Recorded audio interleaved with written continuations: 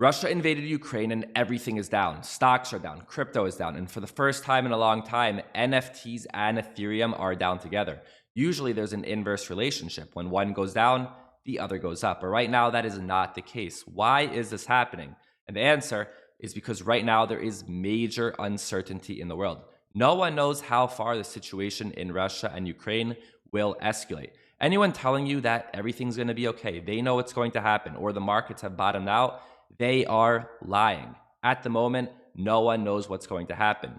And what's going on right now is very bad. It is very sad.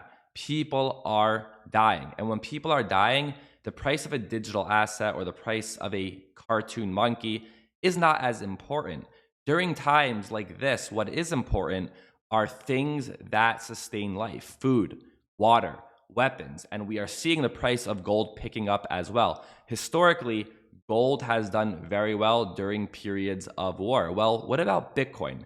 How will Bitcoin act in this situation? And the answer is, we don't know. That's part of what's going on right now. Major fear, major uncertainty. Will Bitcoin act as a speculative asset, or will Bitcoin act as digital gold? This is something that we will have to wait and see. But how will Bitcoin fare if we do go into a full blown out war? The thing is, we have nothing to compare it to historically, but we can look at the stock market. How has the stock market performed in past wars? And in World War I, the stock market was closed for 6 months during World War I. Liquidity dried up and the market dropped 30% in 1914.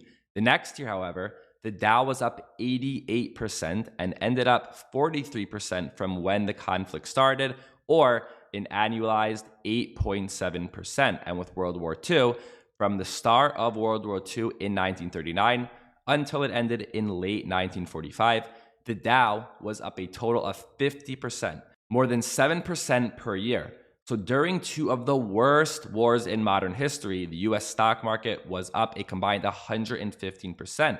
So when we look at the stock market, we can see that overall it was up even during two of the worst wars in modern times. So when we look at Bitcoin, the only thing we can compare it to was the pandemic. And during the beginning of the pandemic, Bitcoin crashed big time. It went as low as the $3,500 range. And then after the uncertainty was gone and we knew what we were dealing with, we saw Bitcoin climb all the way up to $69,000. And this is typically what we see happen with major events, or in this case, war. At the beginning, there is major uncertainty and no one knows what's going to happen.